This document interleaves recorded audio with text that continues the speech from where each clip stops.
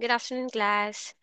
Today we'll be discussing the continuation of our chapter 3, which is local government taxation. So previously, we have already discussed initially the scope of taxing power, which consists of the taxing power of the provinces, municipalities, cities, and then barangay. So the sections 153 to 156, we've already mentioned the common fees for either of the four, and then the community tax that is applicable only to the municipal and the city. So we've discussed previously that community tax is consists of both the basic and the additional community tax. And then we have different maximum amount for the community tax. If you're pertaining to individual, 5,005 pesos lang dapat. And then for corporation, we have 10,500 naman. So na-mention natin how to compute for that in our previous discussion. So now let's proceed with the continuation of our discussion,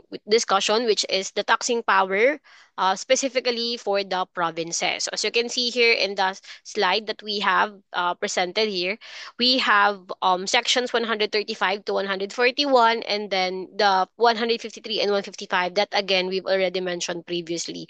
So we'll be just discussing the section 135 to 141 for the provinces. So ano nga ba yung mga under ng taxing power of provinces natin? So let's start off with the first one, which is section 135, which is tax on the transfer of real property. Okay, so let's continue with that.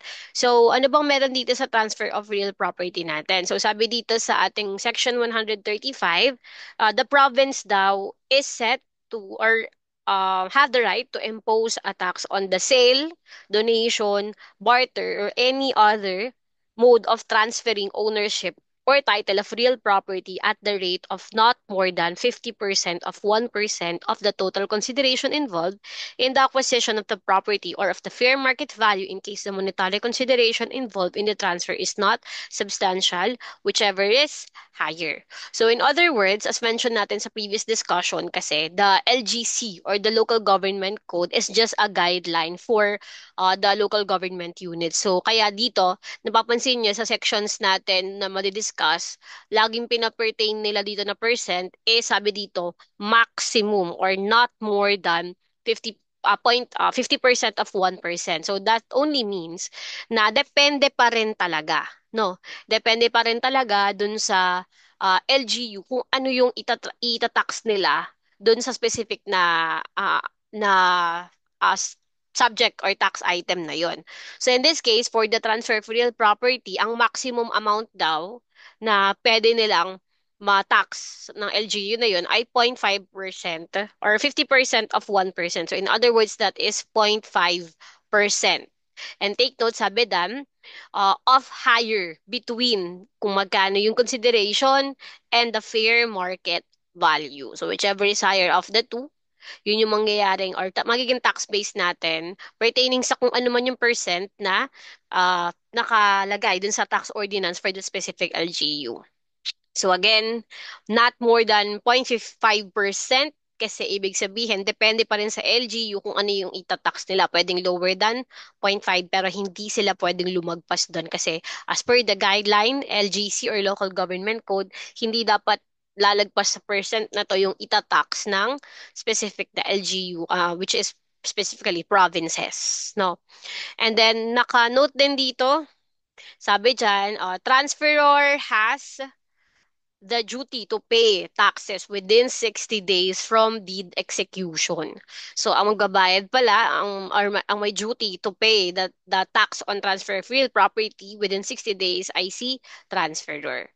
So, now, take note po sa pertaining dito sa mga transfer or any disposition ng real property. So, nakanote dito under Public Act 6657, covered by land covered by CARP or Comprehensive Agrarian Reform Program, any disposition of land under the said CARP are exempted from transfer tax under Section 135 of LGCs. Ibig sabihin, this pertains yung tax code nito, yung subject sila sa 0.5%, pero if yung land na pinag-uusapan natin transfer or is under ng CARP, exempt yun.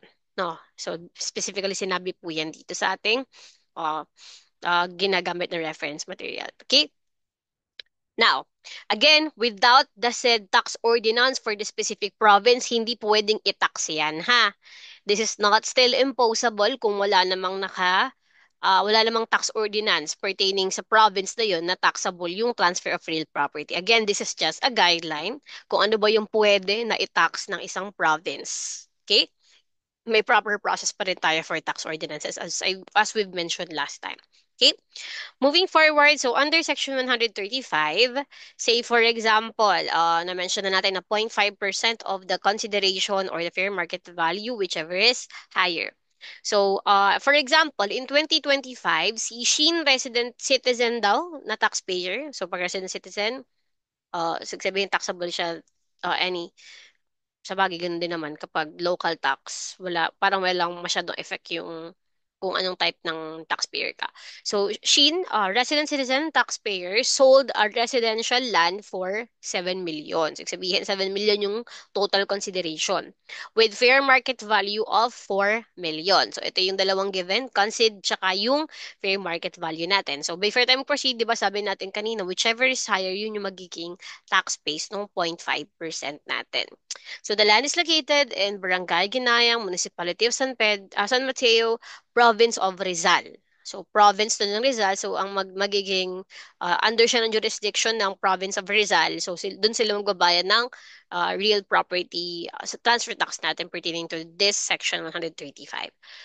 So, assuming meron naman daw talagang ordinance na subject yung transfer of real property to the maximum tax rate under the Section 135, therefore, yung 7 million na higher would be multiplied sa ating 0.5%, which is 50% of 1%. So, multiply mo lang sila sa isa't isa. So, you will now get the 35,000 na transfer tax natin, additional local transfer tax for transfer of real property. Okay? Okay, so moving forward, let's proceed with the next section, 136. So for section 136, this pertains to tax on business of printing and publication. Okay? So under the LGC kasi, sabi doon, pwede doon mag-impose ng at a maximum or not exceeding 50% of 1% of preceding calendar year gross receipts si LGU sa mga merong business of printing and publication. Take note, paano ma'am siya mako-compute? So sabi dito, ganun pa din 50% of 1%, which is 0.5%. And then ang tax base mo ay preceding calendar year. When we say preceding, sabihin na yan yung last year na gross receipt. So 0.5% ng preceding calendar year gross receipts ni business of printing and publication, yun yung magiging subject sa ating section 136 na local tax. Now, ma'am, paano pa pag walang preceding calendar year? Kasi bago pa lang. So, kapag bago pa lang, if new type of printing and publication business, ang magiging subject siya ay 1 over 20, no? 1 over 20 of 1% of the capital investment. So, in short, or in other words, that would be 0.05% of the capital investment. So, kung magkano yung capital investment ng printing and publication na yon, 0.05% nun. Yun yung magiging local tax niya pertaining to his printing and publication business. Okay? Okay. So, naka-mention dito, may exempt din daw. Kung kanina may exemption pag under CARP. So, and under this section 136, may exempt din tayo. Sabi dito, if publications are prescribed by the DepEd and Culture and Sports as school references, that would be exempt po. So, nandito yan sa book natin na ginagamit na under din naman yan makikita nyo din yan sa Local Government Code under Section 136. So, exempt daw if yung yung publication or printed na ano na yun, obligations ay ginagamit as school references prescribed by the DepEd and Culture and Sports. Okay? Okay. I think that's all. So, meron din tayong example dito. So, sa book kasi na ginagamit natin, so sabi dito, meron tayong year 2024 tsaka year 2025 na um, uh, receipts. Now, ang question kasi, magkano daw yung local tax or business tax for 2025? So, kung 2025, dapat ang titingnan natin yung 2024 receipts. So, yung given dito, may receipts daw na 2 million prescribed by DepEd, tapos 3 million pertains to other books naman. So, again, dun lang dapat sa hindi exempt, which is yung hindi prescribed by DepEd or culture and sports. Therefore, 3 million lang yung 2024 receipts na gagamitin natin, multiply mo lang sa 0.005 or 0.5% ng ating 3 million. So you will now get the local business tax for 2025 amounting to 15,000 pesos. Now, if tinanong magkano yung next year na local business tax, pwede mo ulit siyang makompute given dun sa book natin. So, yung gagamitin mo naman dun, yung ganun pa rin sa other books pa rin na 4 million. Tapos multiply lang by 0.5%. Makuha mo pa rin si business tax na 20,000. So, ganun lang siya. Same lang din naman ang process. Okay? Just make sure na alam nyo pag-exempt yung specific na item. Okay? So next tayo, franchise tax naman under Section 137. So for franchise tax, so notwithstanding any exemption granted by any law, si province daw, they may impose a tax on business enjoying a franchise. So magkano daw or at what rate? So ganun pa rin sa previous natin, 0.5% pa rin or 50% of 1%. And then pertaining sa calendar year, gross receipts, and then preceding pa rin yung last year na calendar year. And if bago na naman, same pa yung nung kanina natin under dun sa printing and publication. So 1/20 of 1%. So that would be 0.05% of the capital investment if bago pa lang yung business. Kasi usually kapag bago pa lang, wala ka namang masasubjectan na annual receipts for the preceding year. Kasi kung bago ka pa lang this year, di ba? So kaya provided sa atin yan. Now, same with the previous section, meron din tayong exempted, no? So sabi dito, excluded from the local franchise tax under this section are franchises taxed by the BIR under the section 119, such as those granted of water, gas, and TV or radio broadcasting companies. So kapag related daw dun sa Section 119 na tinataksa ni BAR, which is water, gas, and TV radio broadcasting, hindi mo na siya kailangan taksan pa under ng Section 137 natin. Okay? So it is important to note, page 183, franchise is a right or privilege affected with public interest. Okay? Public interest which is conferred upon a private person or corporation under such term and condition as the government and its political subdivisions may impose in the interest of public welfare, security, and safety. Okay? So the tax on franchise under Section 137 pertains to franchises granted by Congress. Okay? So yun yung naka-note dan. Dapat daw pertaining siya sa mga granted by Congress na mga franchise natin for public interest. Okay?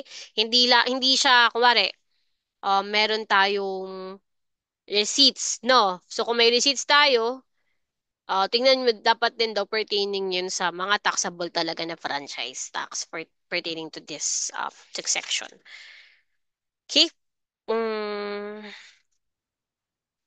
so take note of this. The term businesses enjoying franchise shall not include holders of certificate of public convenience for the operation of public utility vehicle for reason that such certificates are not considered as franchise. So uh, just take note of those items. Now, for the example, which mag-a-apply yung mga na-discuss natin kanina, say for example, si Escudero Electrico was originally given the legislative franchise. Okay? Under the Republic Act 12345 to operate an electric light and power system in the province of San Juan. So yan, for public interest yung franchise na mention dito Okay, ano nangyari dito? And nearby municipalities. So in year 2023 and 2024, the gross annual receipts totaled 12 million. Okay, 12 million and 14 million respectively. And then under Ordinance number 56 of the province, ini-impose nila na ang gagamitin daw na tax rate ay maximum rate allowed by the LGC. Okay? So in that case, kung tinatanong yung 2024 na local business tax natin pertaining to franchise o local franchise tax. So, ang gagamitin natin ay yung year 2023 na receipt. So, kaya dito, if hinahanap yung 2024 na franchise tax, so 12 million yung last year natin na 2023 receipts, multiply mo lang ulit ng 0.5% or 0.005 para makuha yung local franchise tax for 2024 na 60,000 pesos. So, ayun yung nakikita natin sa slide natin. Okay? Now, so let's proceed with the other section, section 138, which is, ito naman ay pertaining sa tax on sand, gravel or gravel, and other quarry resource tax. Okay? So, the province may levy and collect not more than 10%. So, kayo nakalagay dyan, 10%. Not more than 10% of the fair market value in the locality per cubic meter of ordinary stone, sand, gravel, earth, and other quarry resources as defined under the NIRC as amended, extracted from public lands or from the bed, seas, lakes, rivers, streams, creeks, and other public waters within its territorial jurisdiction. So again, kung ito, may related lang to sa mga resources from public property. Doon natin siya. Yun yung subject sa tax na to. Okay?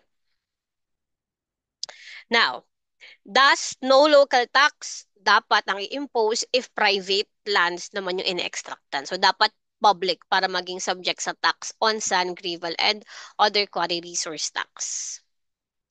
Now, so the permit, okay, the permit to extract is issued by the governor pursuant to ordinance by Sangguniang Panlalawigan. Okay? Now, aside from this items na dapat natandaan natin, meron tayong isang importante na kailangan tandaan pertaining to sand, gravel, and other quarry resource taxes. So sabi dito, the proceeds are distributed as 30-30-40. So nakita nyo dan, ano yung 30-30-40 natin na yan? Naku, okay. Okay. So, naka-note dan, 30-30-40. So, kapag meron ka daw nakuha, no, na 10% tax na yun, so sabi dito, yun daw, proceeds na yun are being distributed as PCM or B. Ibig sabihin, for province, 30%, for the city or municipality, 30%, and then for the barangay ay we have 40%. So, ayun yung naka-note dan. Ano meron dan? So, the proceeds daw of this tax daw kasi shall be distributed to province, municipality or city, and the barangay. So say for example, I'm not sure if nandito siya sa ano ko. Okay, so say for example, dito tayo sa example sa book natin. See, for example, Kingdom Trucking Inc. is engaged in the business of delivering sand, gravel, and other quarry resources to its customer. Okay? So, may business siya on delivering. Okay.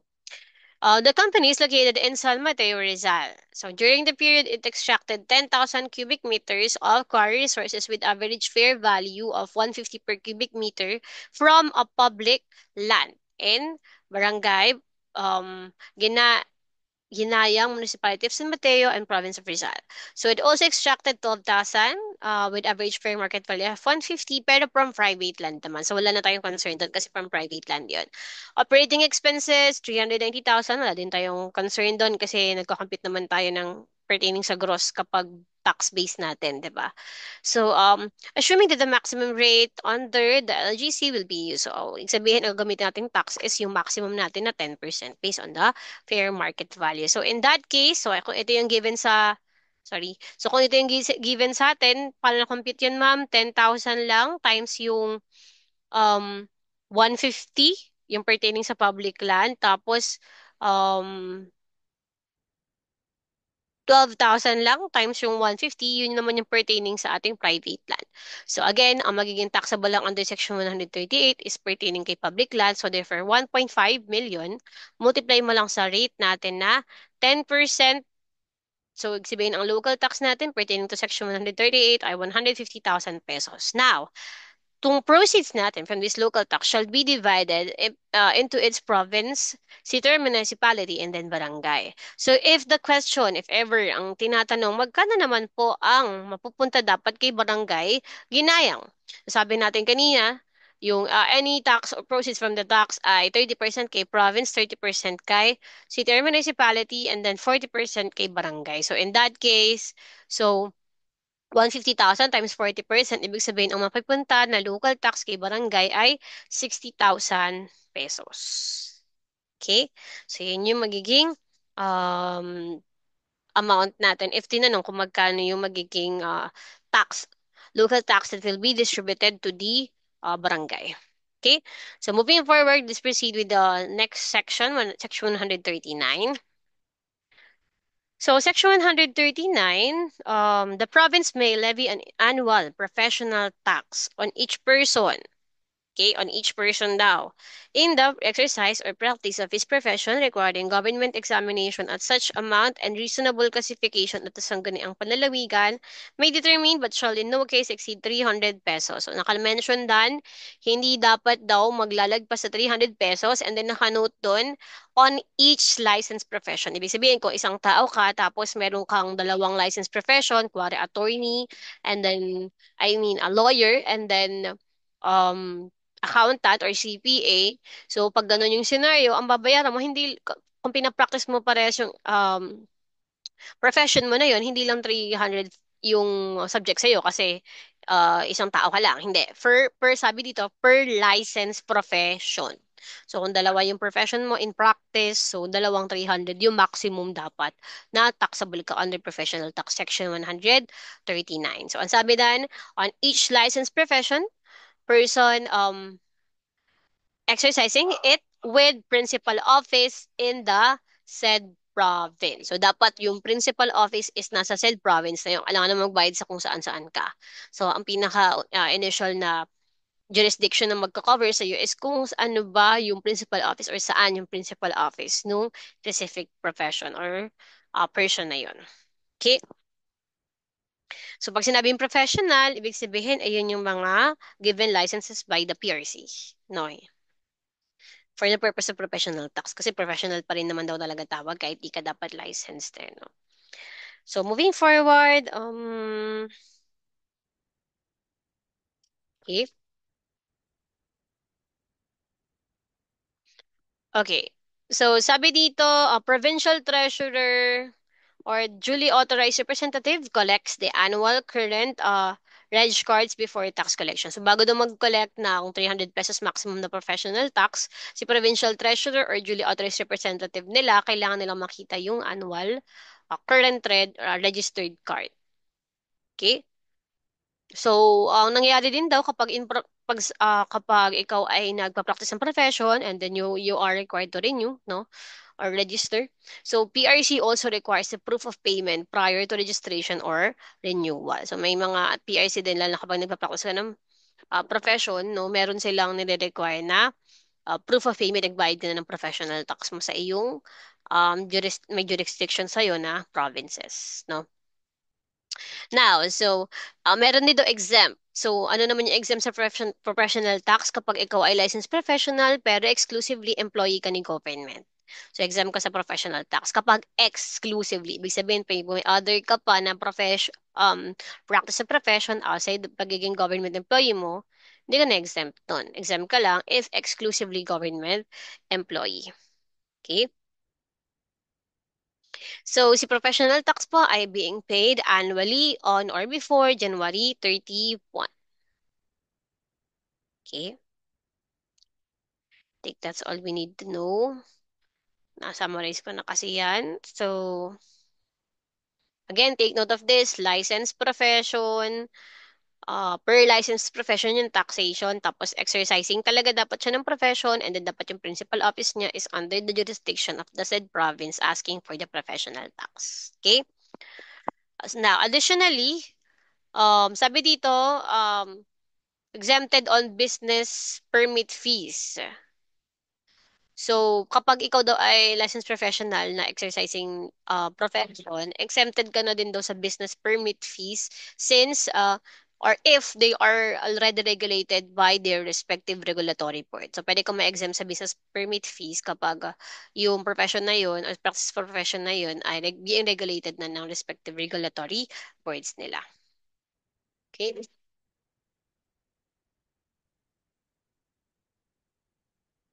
So, kapag walang board exam, etc., hindi subject, dapat talaga may license siya. No. So, kapag marketing expert ka daw, kumare, and then wala namang may degree pero wala namang any board or other examination conducted by the PRC, so hindi na sila subject sa professional tax. Only those with uh, license pertaining to passing of the board exam, yun yung magiging taxable. Okay? Okay, so next naman natin ay um, amusement tax or Section 140. So for Section 140, amusement tax, so I think we mentioned na din natin to before, no, ng business tax, amusement tax natin, pero pertaining naman sa national level, no? So, Section 140, so sabi dito, the province may levy an amusement tax to be collected from the proprietor, lessee, operator of theater, cinema, concert hall, circuses, boxing stadia, and other places of amusement at a rate of not more than 30% of the gross receipts from the admission fees. However, effective 2009, the tax rate was reduced by 10% by Republic Act 9640. So, before 30% daw to, ngayon 10% na lang. So, ang province daw they can impose a maximum of 10% amusement tax na ang based on ay gross receipts from admission fees lang. Okay? Admission fee by proprietor, lessee, operator of kung ano-ano mang amusement places like theaters, cinema, circus, etc., concert halls. No? So, moving forward, so again, 10% ay updated natin. Now, nakanote din pala dito, no? Um, in case of theaters or cinema, the tax shall first be deducted and withheld by their proprietor and paid to the provincial treasurer before the gross receipts are divided between said proprietor, lessee or operator, and the distributor of the cinematographic films. Kasi usually, sa theater or cinema, di ba na sila yung pinaka naniningil. Pero kasi minsan, yung theater or cinema na yun, combination of madaming taxpayers. Say for example, merong nagpaparent, may nag-ooperate, may nagdi-distribute ng film, tapos may proprietor. So, maapat sila. So, sabi dito, in case of those, kailangan daw yung gross receipts, um, dapat daw mabawas mo na doon and ma-withheld yung para doon sa tax na to. And then, other than that is magiging distributed na siya doon sa mga involved na person. Say, for example, balikan natin yung exempt na yan. Pero for example muna tayo. Ay, wala pala nakalagay. Anyway, so hindi siya nakalagay dyan. Pero for example, si Kingdom Holding operates a center point in province of Rizal. Okay? Hosting cinemas and other amusement center. Now, in 2024, the gross receipts from admission fee ay 5 million daw. So kung 5 million yun, multiply mo lang sa 10% if ever yun yung magiging applicable tax niya as per tax ordinance. Therefore, 500,000 yung local amusement tax.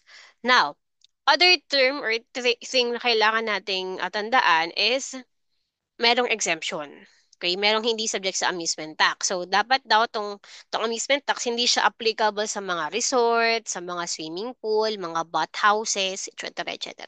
Hindi siya involved, no? Hindi siya taxable sa under amusement tax pag mga resort, swimming pool, bath houses.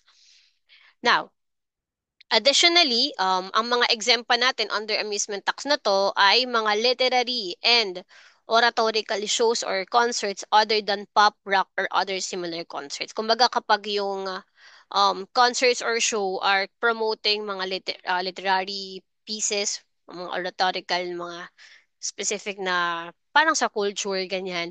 So, yun daw ay exempt. No, exempt yun. Pero pag mga pop rock and other similar concerts, syempre taxable na yan. Pero if itong mga literary or rhetorical shows, or concerts, or mga flower shows, musical program, yung mga ganyan, art exhibition, so yan po ay mga exempt natin under Section 140. Other than that, meron pa din tayong mga exempt under dito, under Section 125, ayun yung mga na-discuss natin before sa I think percentage tax, na-discuss na natin before yung mga amusement tax on cockpit, cabarets, nightclub, basketball game, high alay, racetrack, boxing exhibition. So, yung mga na-mention natin na ganun before, taxable na siya under national. So, so taxable na siya sa under national. So, hindi na siya dapat taxable sa local. So, yun na yung exemption natin dito sa Section 125, exempted sa Section 140 natin. So, kung kanina, divided yung proceeds nung sa tax on gravel ng 30-30-40 sa professional tax naman natin, ay, under sa amusement tax naman natin, shared naman sila equally between the province and the municipal. So, hindi na subject kay barangay, province tsaka municipal lang. Okay? So, I think we've completed the Section 135 to 140 pertaining only to the provinces. So dito na tayo sa last part natin for taxing power of provinces, which is subject din kay municipality tsaka kay city, which is the annual fixed tax on delivery truck. Okay, ano ba meron dito sa annual fixed tax on delivery truck? So sabi dito under section 141, annual fixed tax for every delivery truck or van of manufacturer or yung mga producer, wholesaler, dealer, retailer ng mga certain products are being subject to tax. Ano yung mga uh, tax na yun? So sabi dito, ito daw ay not more than dapat 500 pesos on every delivery vehicle yung magiging magiging subject siya na tax. So, sabi dito, products na na-mention dito na certain products no dan sa na-define sa section 141. So, yung mga certain products na yan, ayan po ay mga most likely mga excisable products, yung mga liquor, cigars, cigarettes, other products, and same with soft drinks. So, medyo madami. So, nakanote naman yan dan. So, ayan yung mga defined na kapag delivery truck for these products, they are subject to the annual fixed tax of 500 pesos on every delivery vehicle. Okay? Now, take note of this, delivery truck, vans, motor vehicle, dealers, for dealers, retailers, which are under Section 141, shall be exempt from peddler's tax. Okay? So, exempt sila sa peddler's tax, no? Kapag subject na siya sa Section 141, yung mga delivery truck pertaining to the certain products for retailers, etc., etc., hindi na sila subject sa peddler's tax natin. Okay? Now, to summarize yung mga discuss natin, you can look sa page 190 to 191 ng book natin for the specific tax rates, type of tax, the tax base, and then the exemptions na-mention natin kanina. So you can just look at the summary sa page 192, 191. Okay? Now, let's proceed with,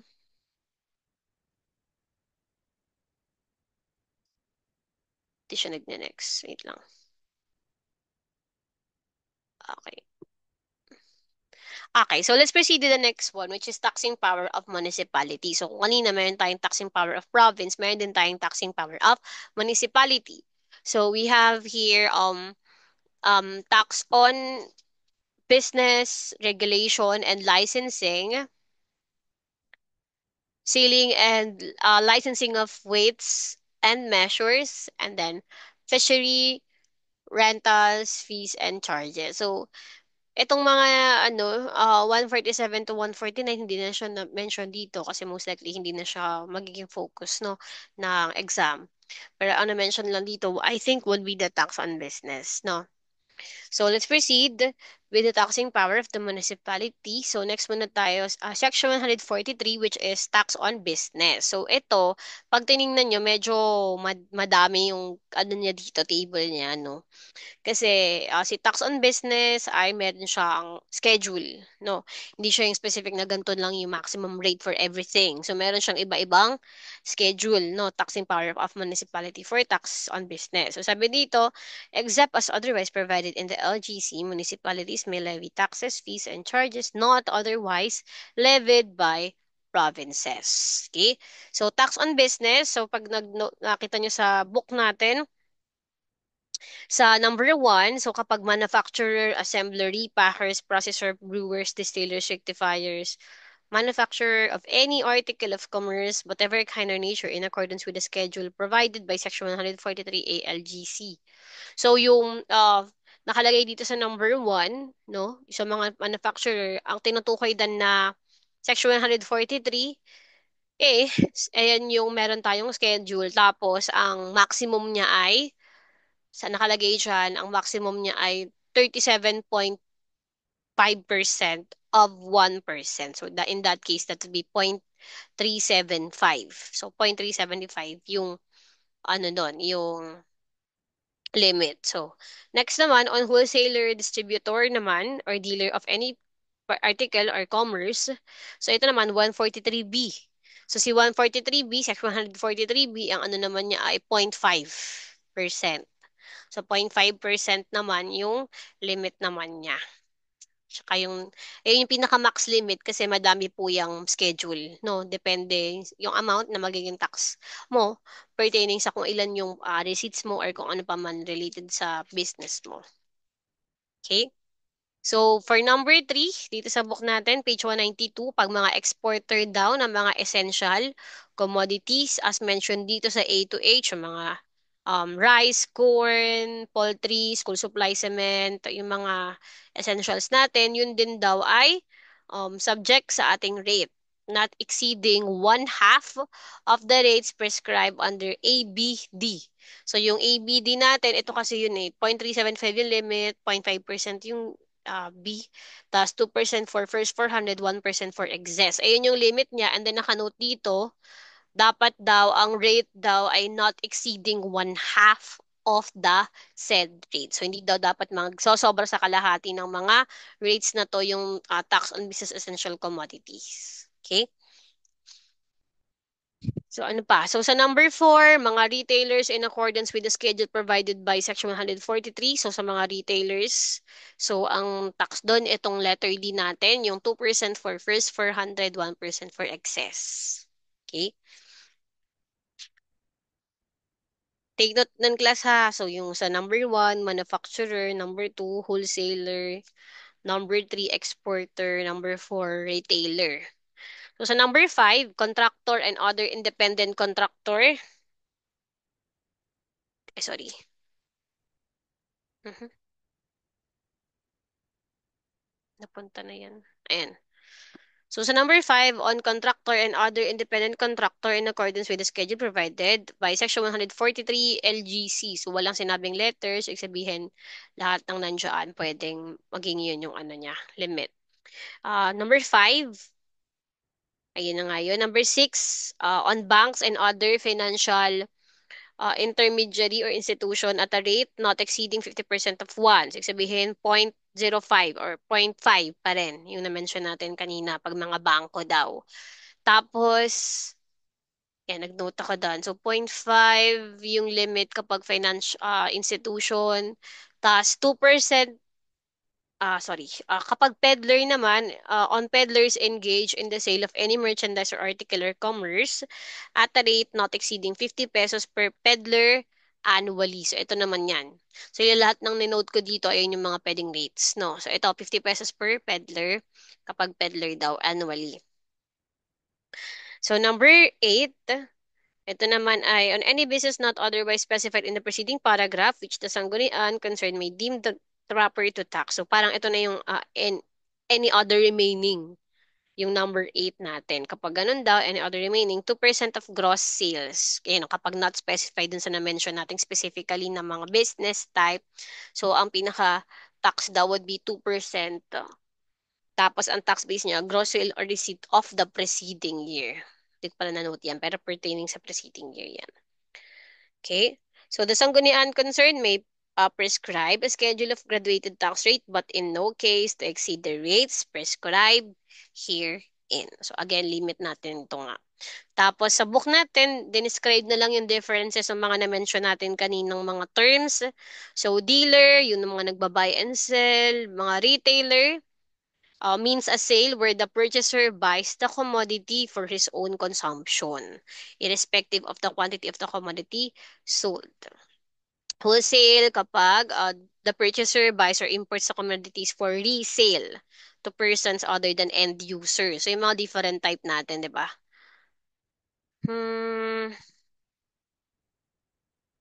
yan. So, retailer, dealer, wholesale. Tapos, peddler din, any person who either for himself or no commission travels from place to place and sells his goods or offers to sell. Ito yung mga kung saan saan napunta ng mga seller from place to place. Yan. So, whether a seller, a peddler, is a wholesale peddler, retail peddler, shall be determined from the definition of wholesale dealer or retail dealer as provided in this title. So, na-mention na din kasi di ba yung wholesale, retail, kung sino man, nakadepende kung sino yung buyer. Kung dealer ka ba, retail, or wholesaler or wholesale. Contractor, so ito yung mga nagbibigay ng service or nag-render ng service. And then yung bank and other, alam niyo na naman yan, yung mga mga enterprise na related sa mga money. Okay? So, yun yung different na terms na na-mention natin dito na kailangan alam niyo yung mga difference kasi iba-iba yung rate na subject sila. Okay? So, you have to remember that those items. Now, so for the schedule, as mentioned, hindi ko na siya nilagay sa slide ko kasi medyo madami siya. So, dito kasi as mentioned kanina, say for example, yung sa section 143A, yung limit kasi niya na annual fixed tax, nakadepende kung ano yung um, receipts niya. Kung ano yung magiging tax niya, nakadepende kung magkano yung receipts niya for the preceding year. Meron siyang range. Kasi di ba same sa graduated natin na sa income tax, individual. So, ganun din dito. So, kuwari, pag mababa pa yung receipts pa sa previous year, so 165 yung unang-una doon. Tapos, kapag pataas ng pataas, parang tumataas siya ng by 5. Kaso pa iba-iba kasi yung taas ng amount. 1.165. Yeah. Kaya ba siya makompute? Wait, tingnan natin. Tingnan natin kung kaya natin ma-extract yung ano niya. Ay, hindi. Iba pala siya. Hindi. Hindi siya katulad nung yung sa individual income tax na kaya mo compute. Kasi siya, fixed siya na amount talaga. Unlike dun sa natin na naka-rate. Fixed tapos may rate na version. Hindi pala siya kaya. So, yan. So, book natin, meron siyang amount. I think dapat din yun siya sa uluhin na kasi masyado na siyang komplika. I mean, masyado siyang madami. So, dapat kung may bibigay mong ganung problem, merong table na given. No? Yan. Pero, basta ang maximum niya is yun yung na-mention natin na um, para magkaiba siya, no? 165. 10,000. Yeah, okay. Yan, papataas siya ng papataas pero nga hindi siya nalagpas ng 0.375%. Tapos sa Section 143B, ganun pa rin, nakabase pa rin sa receipts or sales for the preceding year. Tapos may range lang din as per table. 143D, ito yung onti lang yung table kasi ang pertaining lang siya sa first 400,000, 2%, and any excess doon, 1% na yung tax nun. No? So, yun lang naman yung kailangan nating tandaan for 143D. So, 143E, meron din tayo code or tax for annually. Depende pa rin sa annual receipts, no? For the preceding year for the contractors and other independent contractors. So, yung naman ay, ang limit niya ay 50% of 1% pa rin. So, ito pa rin yun. Ito. Yan. 50% of 1% yung maximum pero meron ka talaga nakalagay dyan kung magkano yung annual of tax. Depende kung ano yung sales or receipts mo for the preceding year. Okay? So, take note din pala, may nakanote tayo dito.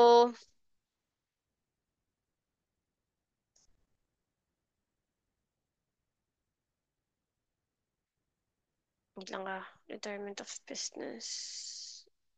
Okay. So, may nakanote, sa dulo pa pala siya. So, nakanote dito, retirement of business. So, sabi dito, Okay. So, nakanote dito before yun sa retirement, rates of tax of municipality within the metropolitan area, Manila area. So, kapag yung municipality daw ay within the metropolitan Manila area, they may levy taxes at rates which shall not exceed by 50% the maximum rates prescribed in Section 143 LGC.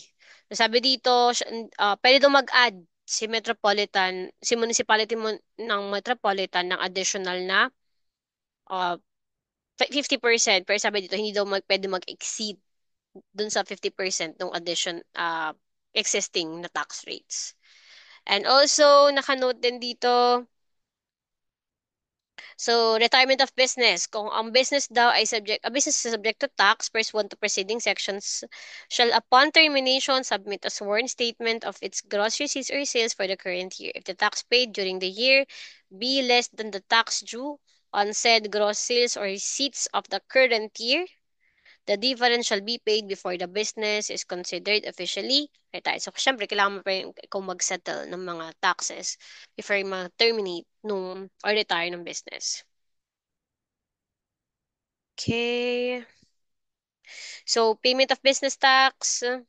Every separate or distinct establishment or place where business subject to tax is conducted. So, kailangan magbayad every or separately. And then, so pag meron daw dalawa or more businesses, si specific na individual na subject sa same rate, kapag same rate lang naman sila subject, pwede daw na um, total na yung computan mo ng pinaka-tax. Pero if magkaiba ng tax rate yung magkaibang or separate na business na or specific individual na yon, dapat daw hiwalay talaga. So, kailangan same sila ng rate para maging pagsabayin mo ng computation. Pero pag hindi sila same ng rate, hiwalay dapat yung ano natin, yung reporting natin nun. Okay? Citus of the tax. So, may 10,000. Ito yung 10,000 na yan. Wait lang ah. Ayan. So, before tayo mag-proceed dun sa next part, so sabi dito, pertaining dun sa sections na-discuss natin sa section 143. So, ito yung example. Ito yung example to nung sa section 143D, yung merong 2% sa first 400K tapos 1% sa excess. So, for example, sabi dito, si Kingdom, retailer daw siya ng computer parts with principal office sa municipality ng San Mateo sa province of Rizal.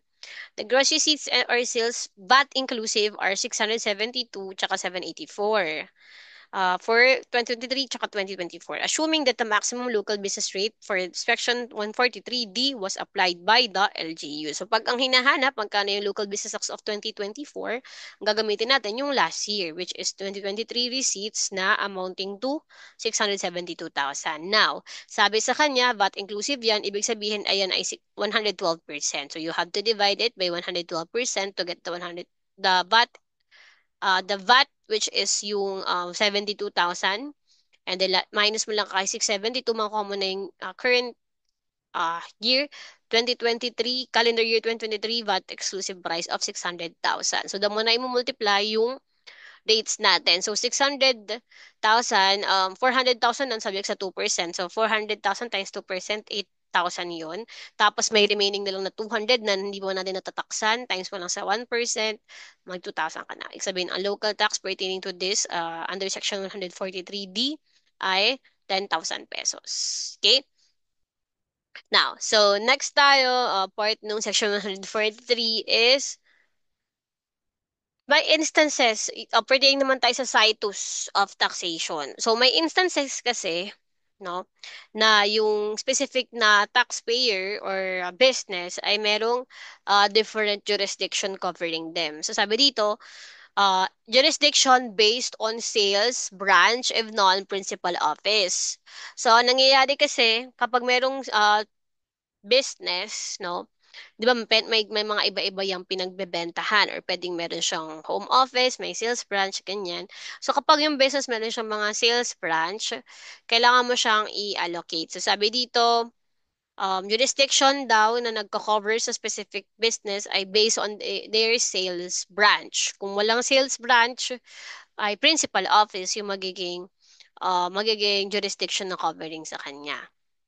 Now, may mga instances, no, the followings, in case where there is no such branch, where the sale is made, the sale shall be duly recorded in the principal office. So, the following sales allocation shall apply to manufacturer, assembler, contractor, producer, and exporter with factories, project offices, plants, and plantation in the pursuit of their business.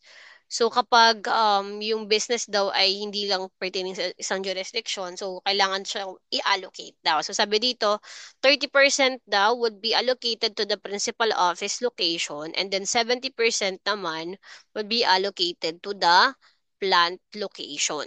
So ganun yung mangyayari. So ganun yung magiging scenario natin. Now, if yung may mga instances pala na yung planta ay meron siyang factory tapos merong plants. Kumbaga, hindi lang isa yung planta nung business. Kumbaga, dalawa. So, kapag, kuwari, dalawa sila, meron isang factory talaga, isang planta. So, maging allocation mo doon, parang 70% na yung para kay plant, hatiin mo pa si 70% ng 60 by 40. 60 kay factory, 40 kay plant. Okay? So, ma'am, paano ba pag madami naman yung parang plant? So, kumbaga, hindi talaga isang factory, isang plant yung nangyari. Paano yung mangyayari kapag multiple yung factory or plants, tapos iba-iba yung jurisdiction. So, kapag ganun yung scenario is, uh, magiging basis mo doon, volume of production. Okay? Kung ano yung volume of production, ganun mo i-allocate yung 70% na allocated for plant location dun sa multiple factories or plants. So, ganun yung mangyayari sa kanya. Okay? Now, so punta tayo sa discussion pertaining dito sa section 143. Say for example, meron daw sales na 10 million pesos. Okay? So may sales daw na 10 million pesos and were made at the following location. So meron daw Cebu branch 25%, Davao branch 15%, and then Quezon, which is the principal office of 60% doon. So yan daw yung mga sales made on a different branches. So alam na natin yung branches talaga. So, yung sa Cebu branch natin, so 2.5 million pertaining do kasi 10 million lahat-lahat eh kung allocated siya based on sa sinabi dito. Ibig sabihin, 2.5 ay Cebu, tapos kay Davao ay 1.5. No. Now, moving forward, so ano pong nangyari dito? Okay.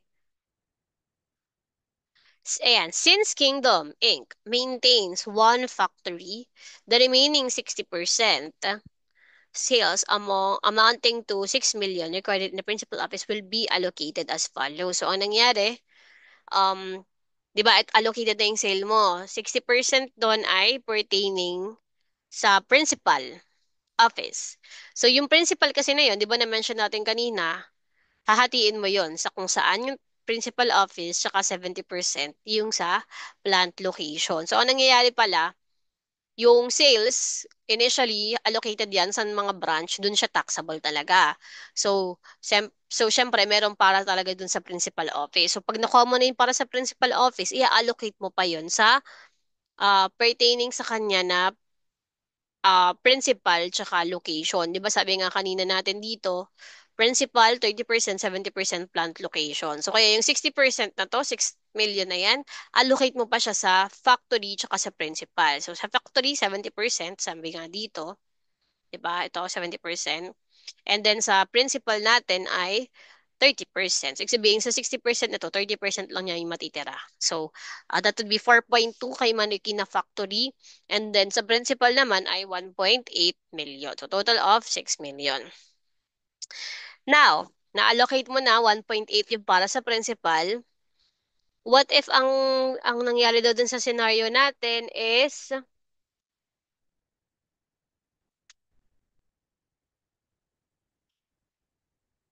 wait lang, hindi ko na makita.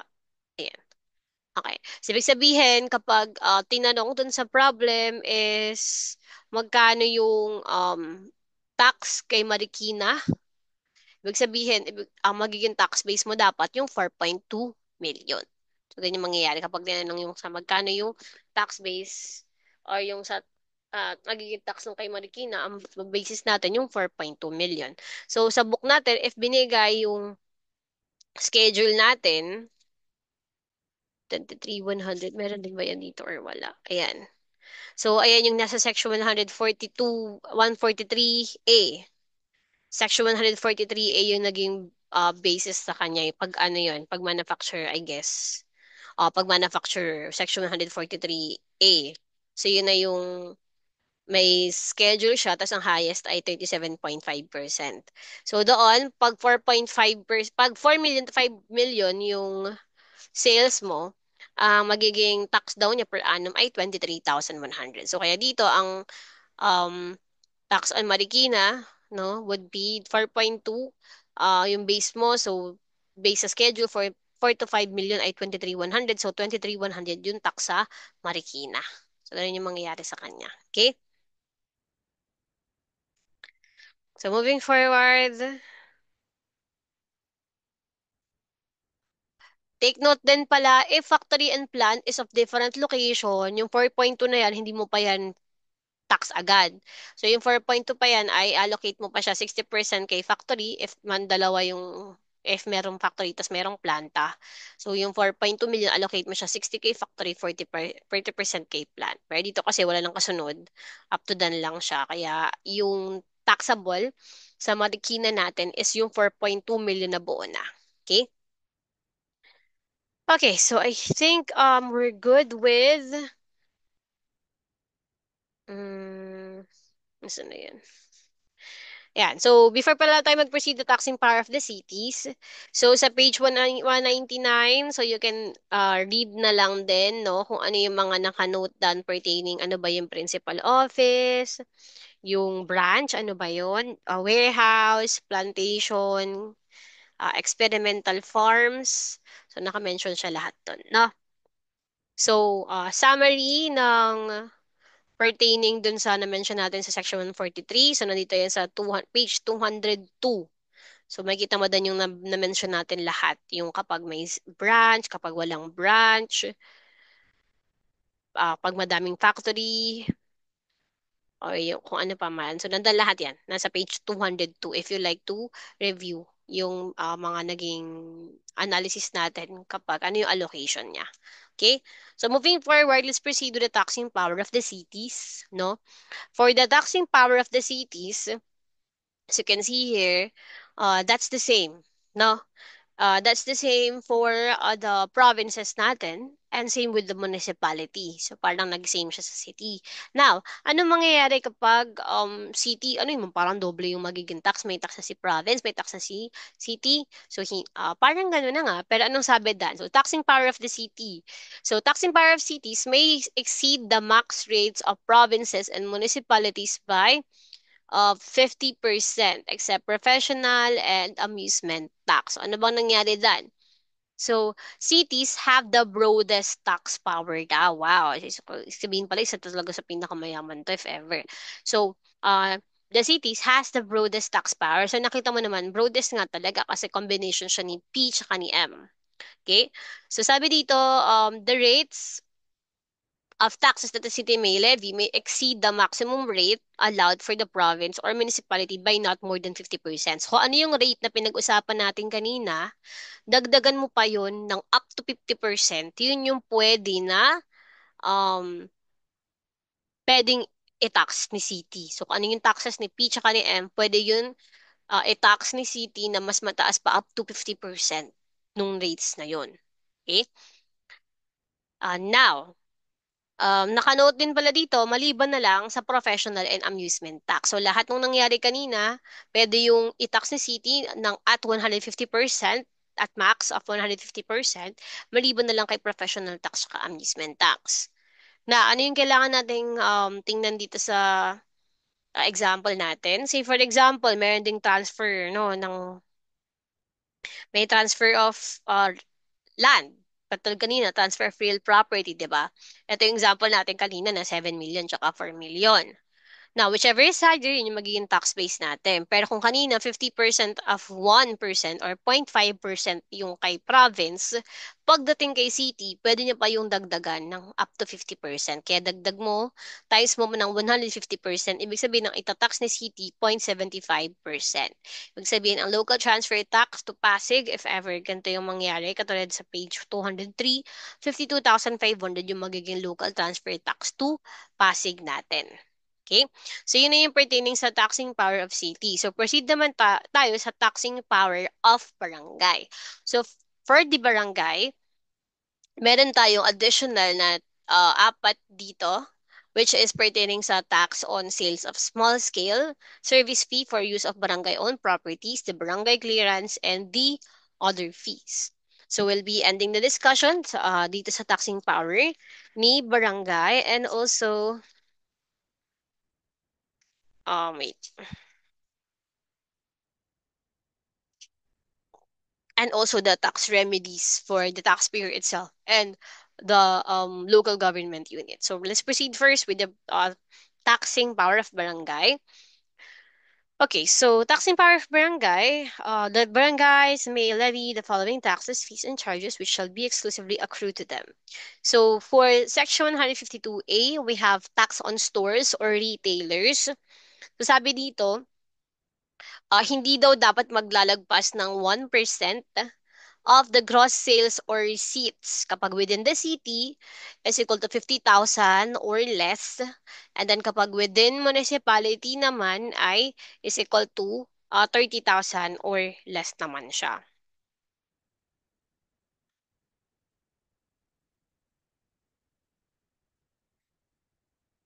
Okay? So, ang expected doon, ang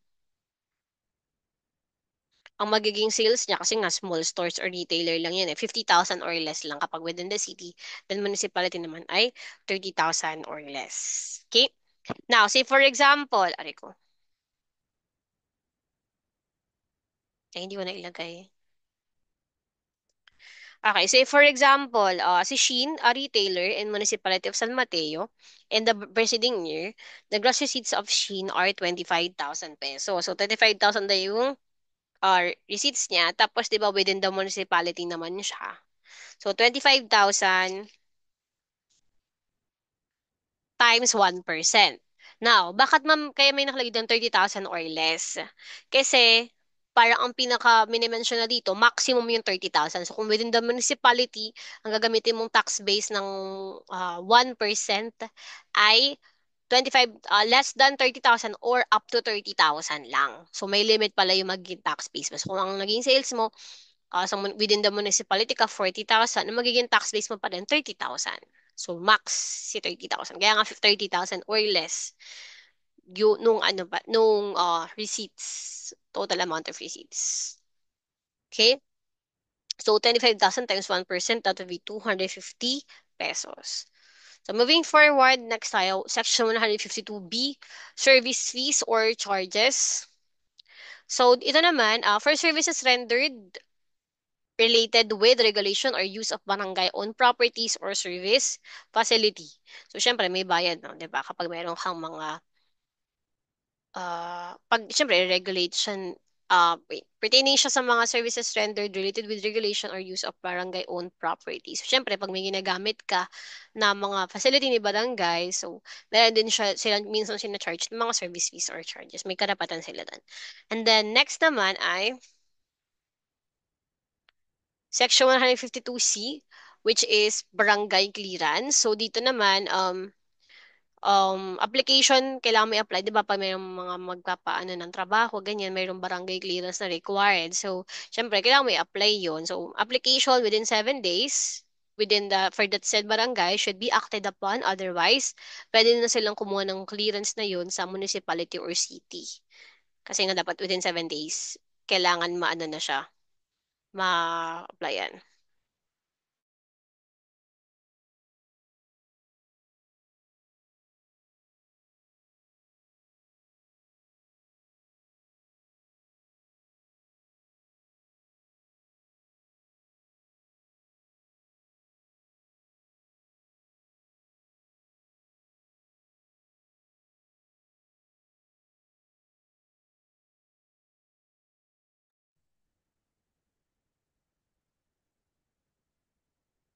Okay. Okay. Pero naka-note down, so syempre dapat reasonable naman yung fee. No? Baka naman sobrang mahal na. So reasonable dapat yung fee niya. Okay? And then next naman ay other fees, section 150 52D, Section 152D. So these are other fees or charges. So the barangay may levy reasonable fees and charges sa mga commercial breeding of fighting cocks, cock fighting and cockpits, sa mga places of recreation which charge admission fees, and on billboards, signboards, neon signs, and outdoor advertisements. So they can charge other fees and charges pertaining to this type of items within their barangay. Now, let's proceed with this other remarks that we should mention. So, for collection of taxes, so unless otherwise provided, the tax period of all local taxes, fees, and charges shall be the calendar year. Okay, so sabi ka na nakalagay nga din, tax period is the calendar year. And then the local taxes, fees, and charges may be paid in quarterly installments. Nakalagay yun dan quarterly, pero dapat as provided yun sa tax ordinance. Baka naman mamaya wala namang ganun sa tax ordinance, makaano ka ng quarterly dapat. Okay?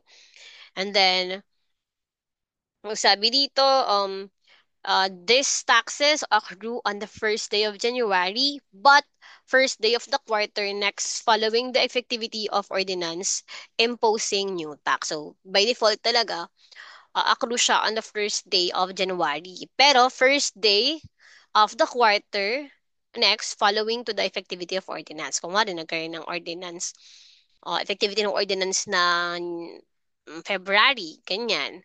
So, kung February siya na effective, so the following quarter, yung first day nung month nun, yun yung magiging accruing yung tax nun. Okay, so sabihin, February, March, April 1 yung magiging accruing nung tax na yon kasi nga kaka-impose pa lang or effective nung ordinance the first quarter pa lang. Okay, so yun nakanotan.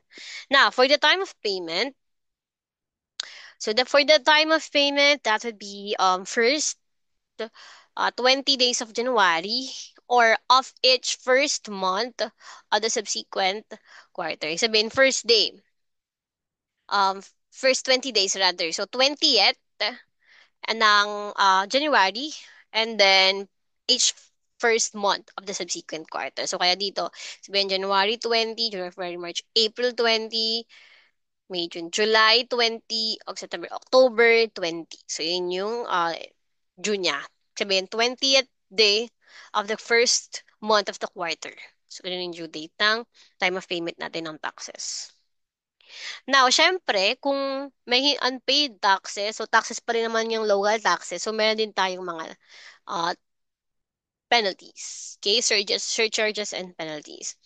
So, the sanggunian may impose a surcharge not exceeding 25. Again, not exceeding 25 kasi depende sa tax ordinance. Okay?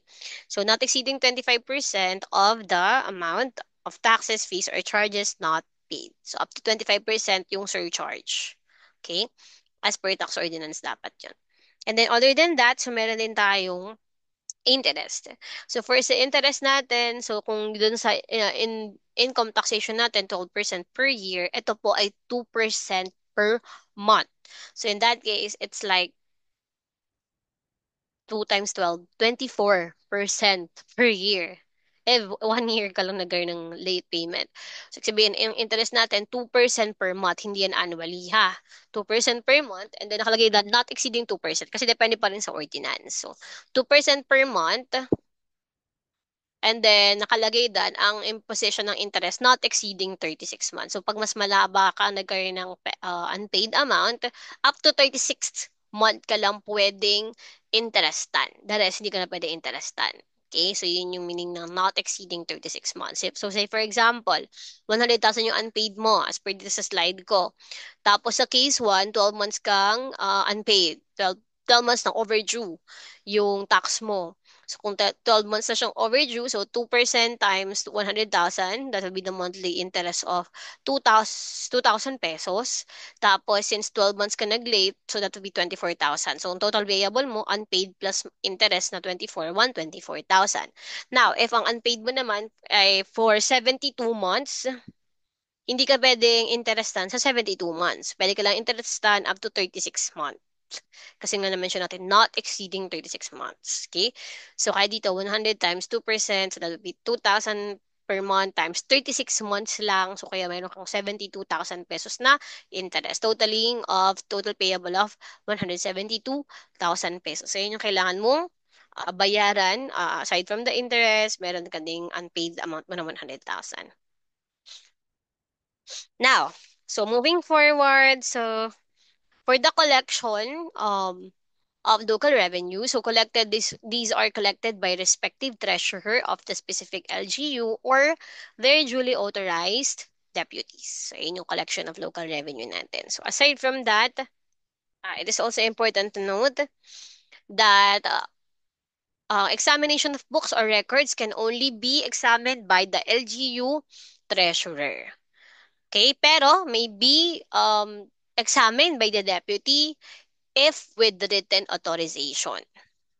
And then take note, naka-note din that if you will be examined, kung yung libro mo examine ng mga government official or LGU official, so that should be made during the business hours, not oftener once a year. Ibig sabihin, once a year lang dapat, hindi yan pwede maging twice a year. Dapat once a year lang for a specific same tax period and then made during business hours. Okay?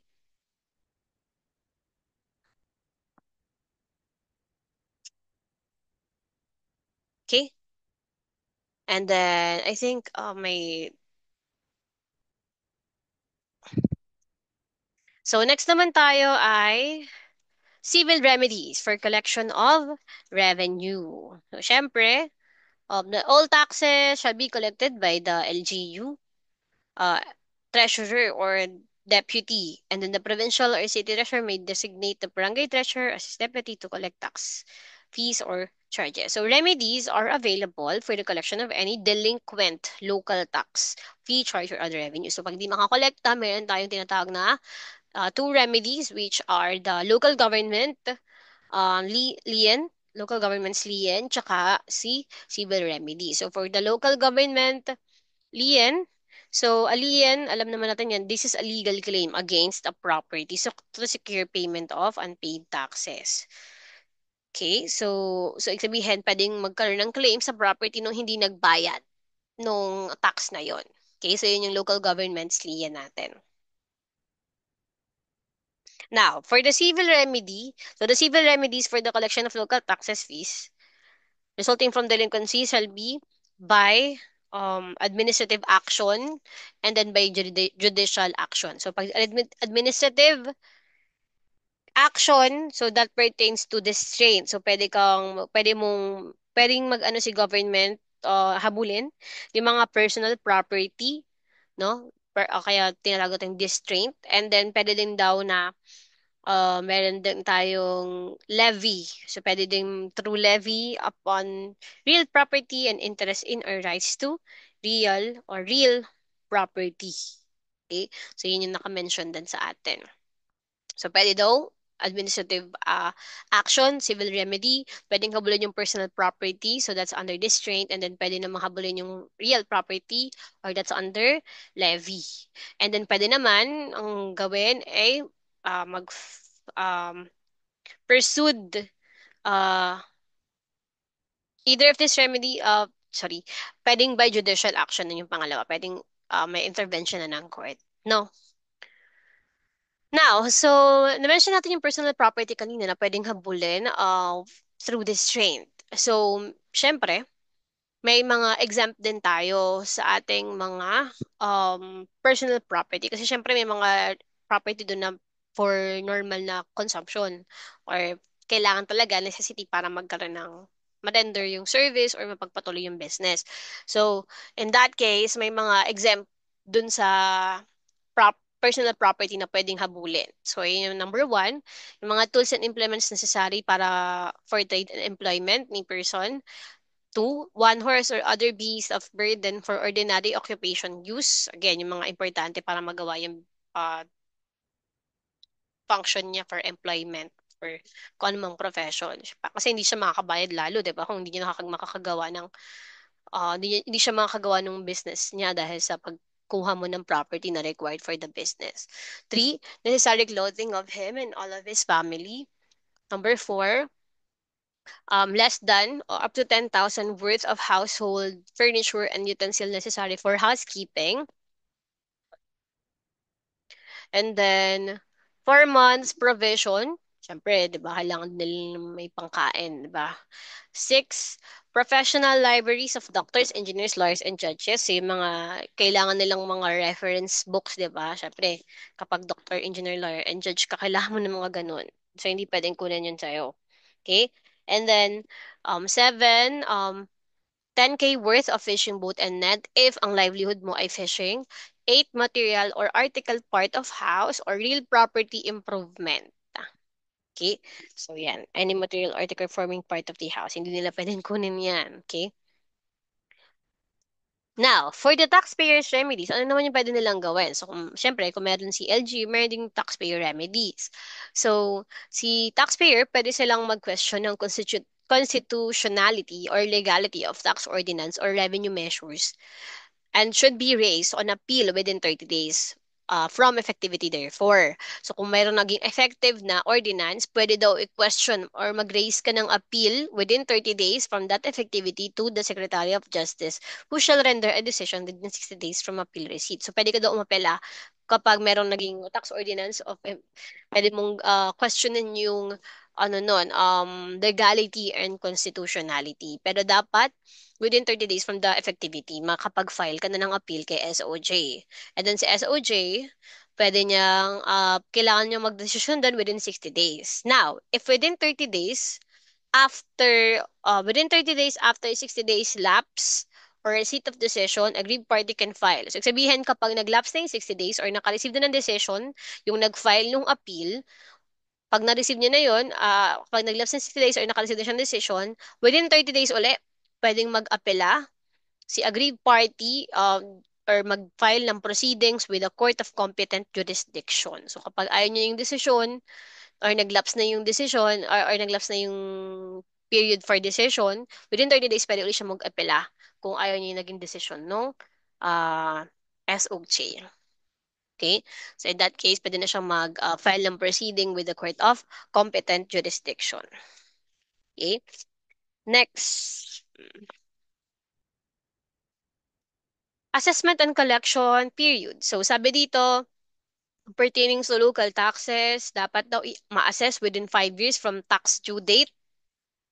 And then within 3 years from tax due date as well. And then in case of fraud, 10 years from discovery, yung magiging prescription period niya. And then,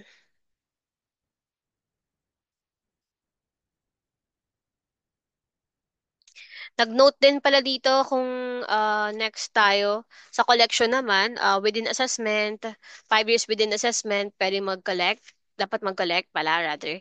Within 3 years from assessment date, so meron din tayong ganyang period within 5 and then within 3 years before the effectivity of the code. Kasi nagkaroon ng revision eh. So before activity. So pero 5 years na yung updated. So prescription can be suspended. Treasure is legally prevented. Ayan. So kailan daw magiging suspended yung prescription kung hindi kahit di pa yung matapos yung prescription na yun, masususpend na yung prescription period na yun kapag si treasurer ay legally prevented to collect, taxpayer requests reinvestigation, and then executes a written waiver as well, or taxpayer is out of the country or cannot be located. So kapag present yung either one of those circumstances, pwedeng ma-prescribe or mape-prescribe, masuspend rather yung prescription period natin. Okay?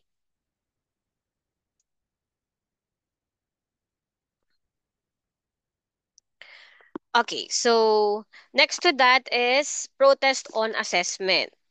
Siyempre, pag na-assess ka ni AR, so pwede kang protesta. So sabi dito, notice of assessment is issued by local treasurer. So pakailan mo ba malalaman kapag um, ina-assess ka, so dapat merong i-issue sa'yo si local treasurer na notice of assessment.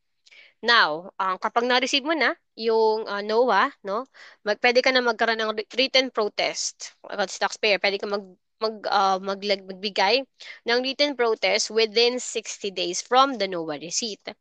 Now, within that kapag nakapag-file ka na ng written protest, the local treasurer has 60 days as well to decide from the receipt of protest.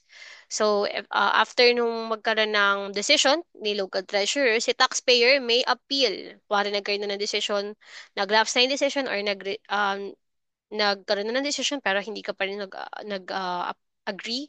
So, si taxpayer may appeal to the municipal or regional trial court within 30 days from denial of protest or 60-day lapse. So, ayun nga, kapag nag-lapse na yung 60 days, hindi pa nagde-decide si local treasurer or na-deny yung protest mo na request, si taxpayer pwede kang mag-appeal kay municipal trial court or regional trial court.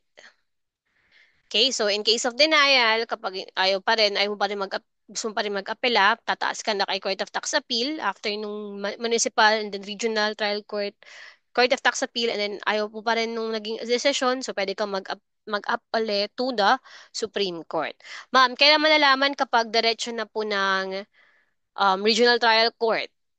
So, magdadiretso ka ng regional trial court kapag more than 2 million yung value nung sa notice of assessment po. Pero kapag less than 2 million, yung 2 million or less, yung notice of assessment mo, municipal trial court ka muna.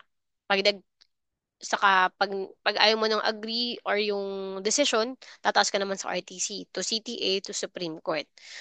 So, ang mangyayari, lalak daw kay trial court, rather, municipal trial court, kapag ikaw ay more than na ng 2 million. So, ganyan yung mangyayari sa protest on assessment mo.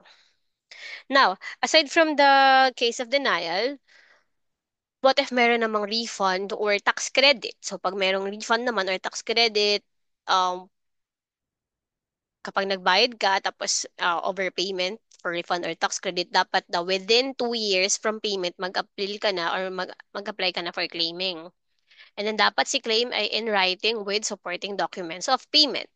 And then to be applied, so ang mangyayari dan, yung makakuha mong for credit is to be applied to future tax obligations. Okay? Kailan na siya magiging refunded in cash? Magiging refunded lang siya in cash if operations are terminated on the locality. So kung pag wala ka na talagang business, no, pwede mo mapa-refund yun. Wala ka na business dun sa locality na yun, pwede mo pa-refund yun in cash. Pero most likely, hindi talaga siya nire-refund in cash to be applied lang siya sa mga future tax obligation nung business mo dun sa jurisdiction na yun. So, ganun yung process natin. So, I think that's the end for our first in middle part of our discussion. So, next meeting, we'll be discussing the real property taxation. And then after the real property taxation, I think mga ano na lang siya, 229, 229, 229, 18 pages na lang. 18 pages na lang yung remaining natin for local government taxation. So after ng real property tax, solve lang tayo ng mga ilang problems natin for chapter 3 and then proceed na tayo sa preferential taxation. And then the next meeting yung quiz natin. No. So this meeting, discussion lang tayo. Tapusin natin yung chapter 3. Start tayo ng chapter 4. Next meeting, quiz tayo ng chapter 3. Tapos continuation tayo ng chapter 4. So yun lang yung discussion natin. Okay? So that would be all. Thank you for listening. Bye-bye.